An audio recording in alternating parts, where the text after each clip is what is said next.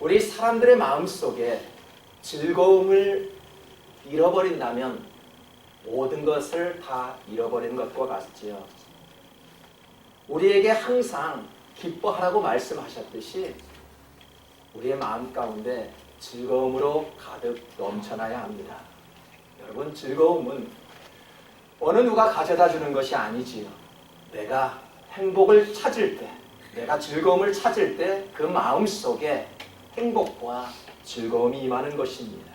그렇다면 우리는 사소한 일에도 기쁨과 감사가 넘쳐나야 합니다. 작은 일에도 감사합니다 라고 말할 수 있어야 합니다. 그런 마음 가운데 그들의 마음속에 기쁨이 넘쳐나고요, 행복이 임하는 것입니다. 선한 믿음교회 재직과 모든 성도들에게 주님의 이름으로 부탁드립니다. 작은 일에도 충성하시길 바랍니다. 하나님께서는 말씀하셨습니다. 작은 일에 충성하였더니 내가 10골을 차지하라고 하나님은 맡겨주셨습니다. 어찌 작은 일에 감사하지 못하는 자에게 큰 것을 맡길 수 있겠습니까? 여러분, 작은 일이란 무엇일까요? 먼저 우리의 신체를 잘 관리하시기 바랍니다. 이 작은 눈 잘 관리하시기 바랍니다. 이 작은 눈을 잘 관리하여 하늘의 문을 바라볼 수 있어야 합니다. 우리의 시선을 하나님께 두어야 합니다. 만약에 우리의 눈을 세상 가운데 두게 되면 우리의 마음은 세상에 빼앗긴다라고 하나님은 말씀합니다.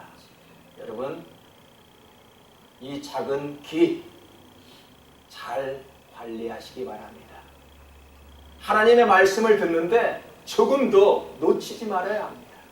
좋은 말을 들을 수 있어야 되고요, 나쁜 말은 다룰 수 있어야 합니다.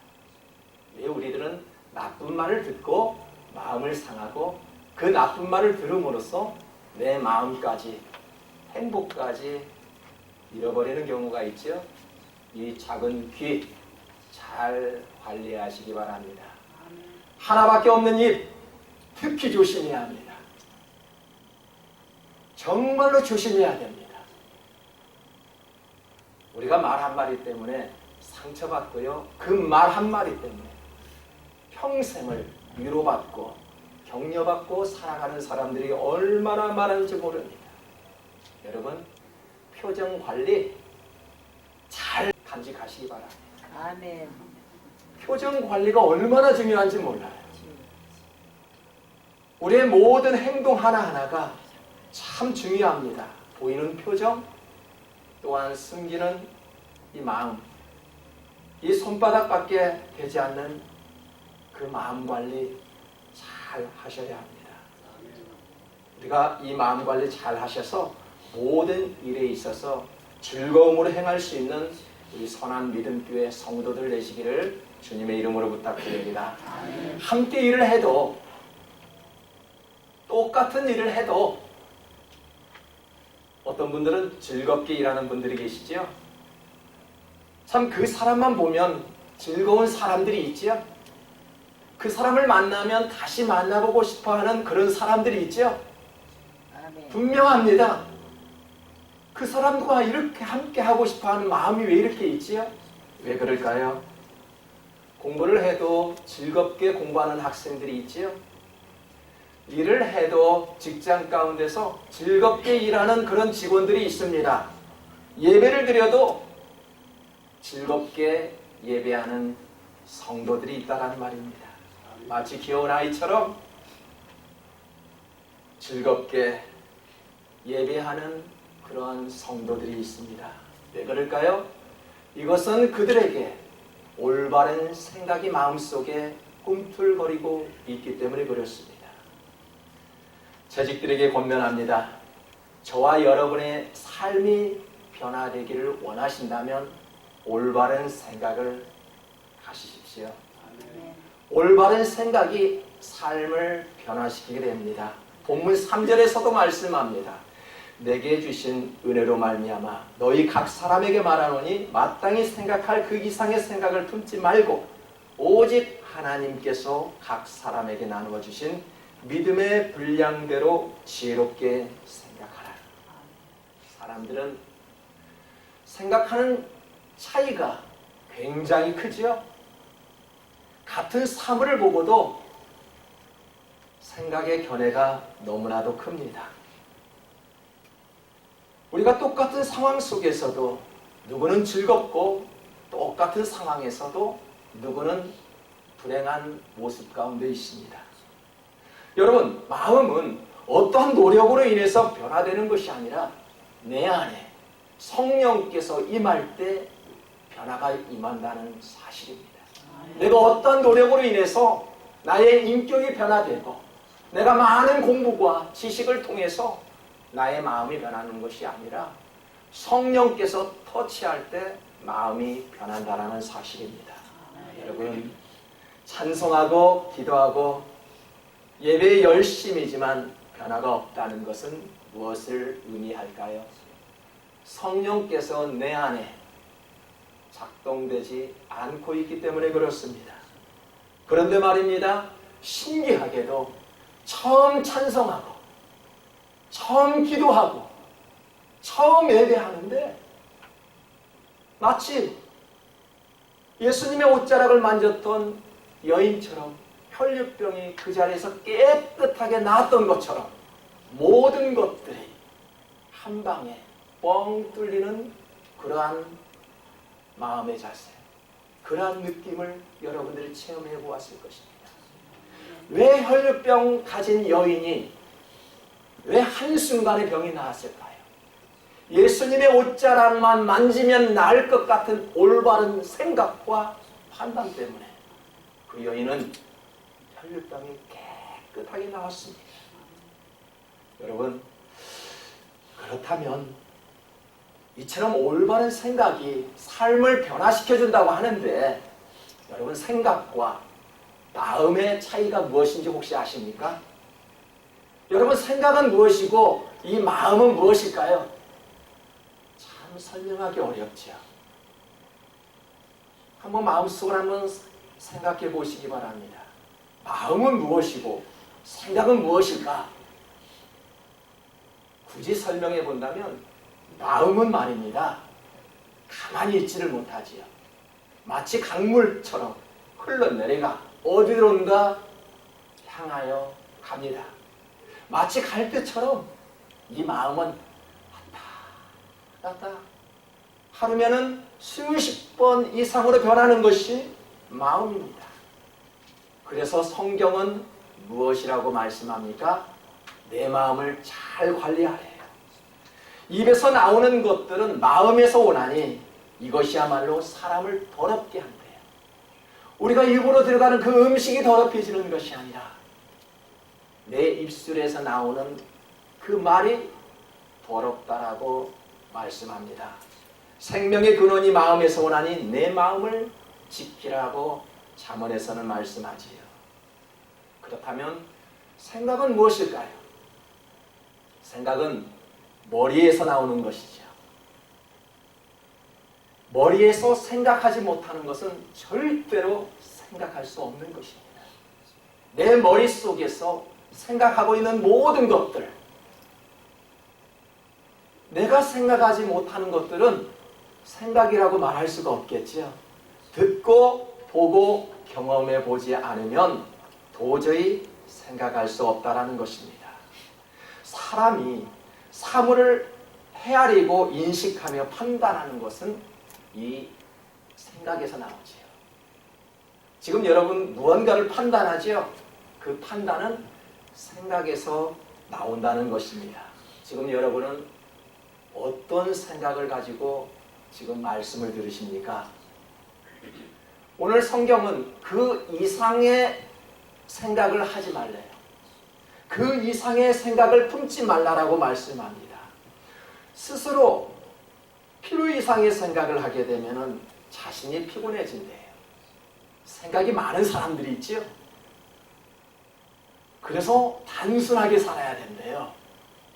이 말은 많은 생각을 갖지 말라라는 이야기입니다. 어찌 보면 좋은 말이긴 하지만 그 이상의 생각을 품지 말라. 이 말씀은 많은 생각, 필요 이상의 생각을 하게 되면 자신이 피곤해진대요. 해서는 안 될 생각을 하면 스스로 상처받고 스스로 넘어진대요. 그 이상의 생각을 하고 있다라면 그렇게 된다는 것이 하나님의 말씀입니다. 하나의 예를 들어볼게요. 좋은 목사 설교하면은 어떻게 할까요? 그 설교가 이렇게 은혜가 되고 설교가 짧죠? 아멘. 굉장히 설교가 짧죠? 아멘. 그런데 못마땅하는 설교, 그런 목사가 설교하면 어떻게 될까요? 아마 여러분들은 그 20분의 설교가 왜 이렇게 지루한지 몰라요. 만약에 여러분들이 예쁜 사모가 예쁜 옷을 입고 있어요. 그러면 그 사모가 왜 이렇게 예뻐 보이는지 몰라요. 근데 여러분들이 미워하는 그 사모가 예쁜 옷을 입고 만약에 미워하는 사모가 예쁜 옷을 입고 있을 때는 왜 이렇게 모든 것들이 밉상인지 몰라요. 여러분이 좋아하는 어느 성도가 예쁜 옷을 한번 입고 와보세요. 너무너무 예뻐 보입니다. 그런데 내가 싫어하는 그 집사님이 너무너무 예쁜 옷을 입고 있어요. 여러분의 마음은 어떠실까요? 참 꼴불견이라고 말할 것입니다. 사치한다라고 말할 것입니다. 여러분, 이렇게 생각이 얼마나 중요한지 몰라요. 내가 지금 어떠한 마음으로 생각을 하고 있는지의 차이가 바로 이것이랍니다. 그 이상을 품고 있다는 건 뭐예요? 같은 대상이지만 누구는 예쁘고 누구는 밉상이라는 이야기입니다. 그 생각은 잘못된 생각이라는 것입니다. 여러분, 잘못된 생각은 어떻게 될까요? 내 자식이 좋은 성적을 받아왔어요. 아이고, 우리 아들이 똑똑해서 공부 잘해서 참 훌륭하다 말하지만 남의 자식이 좋은 성적을 한번 가지고 와보십시오.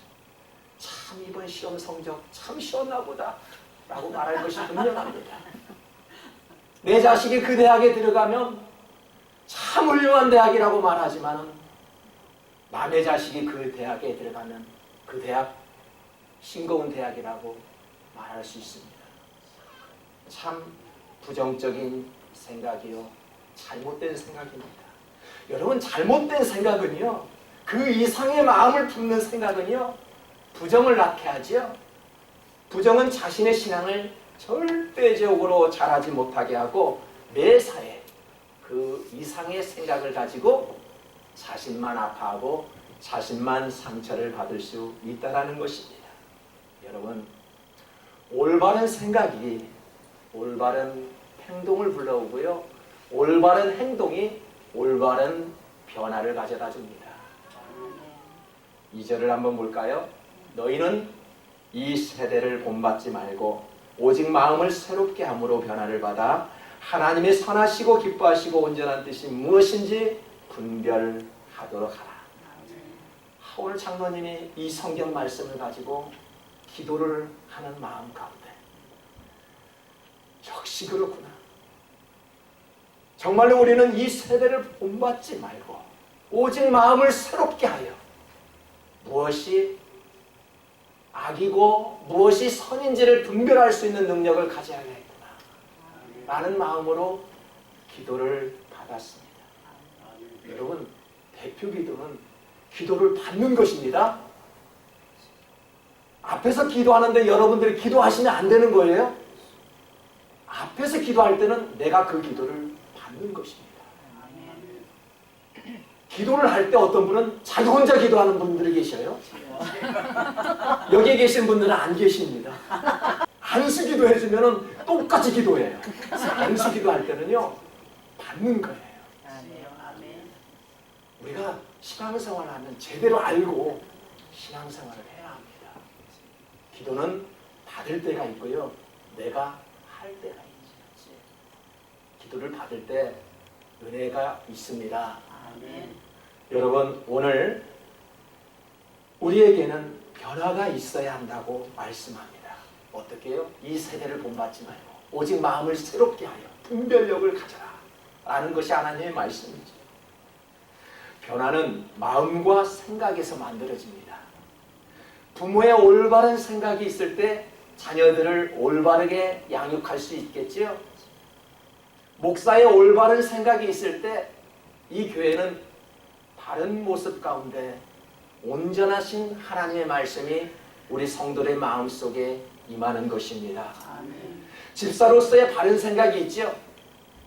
권사들의 바른 생각이 있습니다. 장로들의 바른 생각이 있고요. 목사의 바른 생각이 있습니다.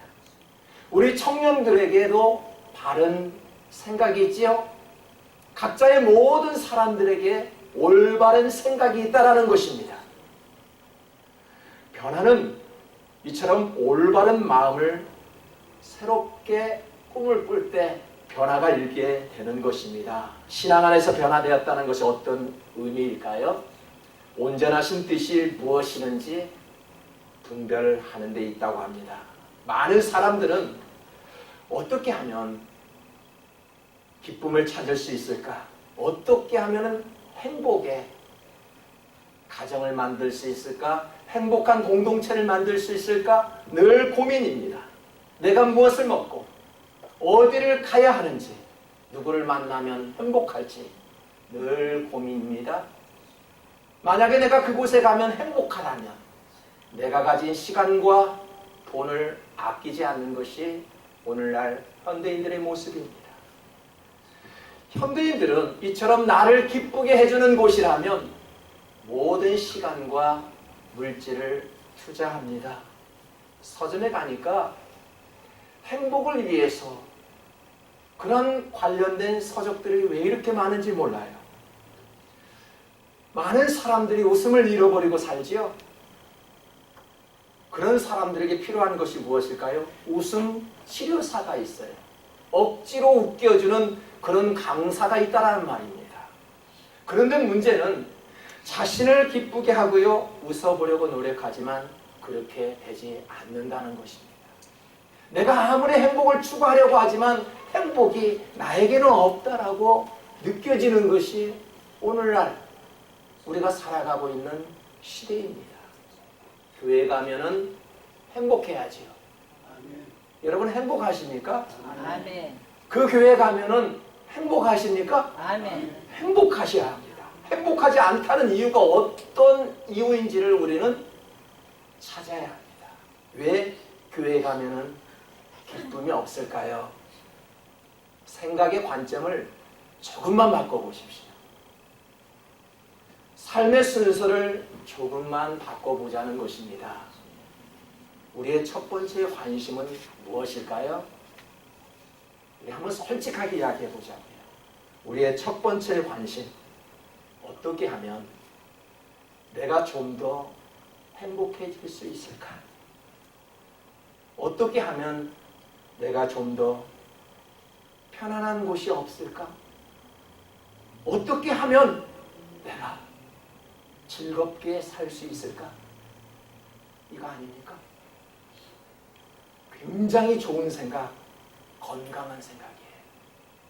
제가 나쁘다고 이야기할 줄 알았죠? 아주 좋은 생각이에요. 우리의 인간된 마음 가운데 그런 마음이 있어야 돼요.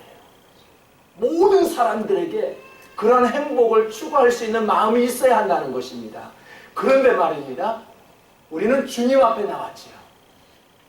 이제는 세상 사람들과 구별된 하나님의 백성, 성도들이라고 이야기하지요. 세례도 받았어요. 직분도 받았어요. 봉사도 해요. 이제는 나는 하나님의 자녀라고 당당히 말할 수 있는 그런 사람이라면 이제는 우선순위를 바꿔야 합니다. 어떻게 해요? 어떻게 하면 하나님을 기쁘시게 할까? 우리가 아침에 찬양 부르듯이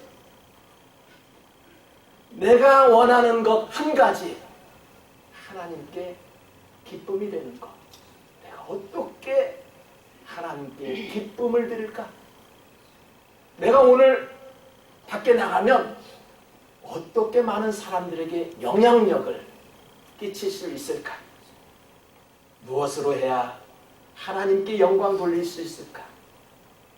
어떻게 하면 좀 더 화목하게 지낼 수 있을까? 나 중심에서 하나님 중심으로 변화되는 것이 올바른 변화라는 것입니다. 내가 잘 먹고 잘 사는 거 기도하지 말라는 것이 아니라 이제는 좀 더 우리의 우선순위를 한번 바꿔보자는 이야기지요. 먼저 하나님의 나라를 구하라고 말씀하지 않았습니까? 사랑하는 성도 여러분, 우리에게는 아직도 우선순위가 문제입니다. 그 문제만 살짝 한번 바꿔보십시오. 행복은, 화목은, 기쁨은 내가 찾기 전에 하나님이 먼저 주십니다. 로마서 12장 1절에 보니까 그러므로 형제들아 내가 하나님의 모든 자비하심으로 너희를 권하노니 너희 몸을 하나님이 기뻐하시는 거룩한 산 제물로 드리라. 이는 너희가 드릴 영적 예배니라. 우리의 몸이 행할 우선순위가 지금 뭐라고 말씀하지요? 예배입니까? 네, 맞아요. 마음속으로 대답하셨죠? 예배가 맞습니다. 그러나 지금 여기에서 말씀하고 있는 것은요, 이처럼 이곳에서 드리는 예배만이 예배가 아니라 우리의 몸이 세상에 나아가 모든 사람들이 바라볼 때 아, 저분은 크리스천이야, 장로님이 맞구나, 집사님이 맞구나 라고 말할 수 있을 정도로, 알아들을 수 있을 정도로 우리의 삶을 통해서 진정한 예배가 바로 예배라는 것이지요. 우리가 찬송 부르고 성경을 봉독하고 기도하는 이 자리만이 예배가 아니라 우리의 삶을 통해서 하나님을 드러내는 그 자체가 바로 예배라는 것입니다. 사랑하는 성도 여러분, 하나님께 기쁘게 하는 방법 참 다양하지요. 6절에 보니까 우리에게 주신 은혜대로 받은 은사가 각각 다르니 혹 애언임은 믿음의 분수대로 하라 말씀합니다. 은사는 하나님이 주십니다. 맞죠? 하나님이 주셔요. 은사는 부모로부터 타고난 은사도 있어요. 내가 자라면서 내가 습득한 그런 습득한 은사가 있어요. 때로는 영적 은사도 있어요. 우리가 하나님의 일을 감당하면서 받은 은사, 그런 은사도 있어요. 근데 분명한 것은 하나님께서 인간을 하나님의 형상대로 지으셨다 라고 말씀을 믿는다면 그 은사는 모든 것을 하나님이 주셨어요. 사람들마다 은사가 각각 다릅니다. 누구는 찬양의 은사로, 말씀의 은사로, 가르치는 은사로, 누구는 섬기는 은사로, 봉사의 은사로, 공유한 마음을 가진 자로 다양한 은사를 주셨습니다. 이렇게 은사를 주신 이유는 모든 일에서 즐거움으로 협력하여 하나님의 일을 하라라는 주님의 메시지입니다. 여러분, 이와 같은 성도들에게는 이처럼 다양한 직분들이 있는데 재직은 뭐라고 말씀할까요? 재직. 먼저 재직은요, 많은 은사를 가지고 있는 사람들이지요. 우리 청년들뿐만 아니라 모든 성도들은 하나님 안에서 많은 은사를 받았어요. 그런데 분명히 오늘 우리가 읽었던 말씀 중에서 이 말씀을 합니다. 재직은 분수를 알아야 한다라고 말해요. 너 분수를 알아. 기분 나쁘죠? 근데 절대 기분 나쁜 말이 아니에요, 지금. 우리들은 상대방에게 기분이 나쁘면 당신 분수를 알고 말해 라고 말할 수 있는데 지금 성경에서는 그 말씀이 아니에요. 자기 분수를 알아야 한다. 재직은 서리집사 이상을 재직이라고 이야기해요. 우리 청년들은 미안하지만 재직이 아니에요. 집사의 직분을 받은 사람 이상을 재직이라고 이야기합니다. 그렇다면 더욱 자기 분수를 알고 재직은 자기의 유치를 알아야 합니다. 여러분, 김 집사가 할 수 없는 것은 이 집사가 할 수 있지요. 이 집사가 할 수 없는 것 박 집사가 할 수 있지요. 이처럼 서로가 협력해서 모든 것을 이룬다라면 못하는 것이 없다라는 이야기입니다. 하나님께서 재직들에게 말하고자 하는 핵심이 있습니다. 하나님의 일을 할 때 서로 협력하며 즐거움으로 하라는 것입니다. 신앙생활을 하다가 시험 받고 넘어지는 이유가 무엇일까요?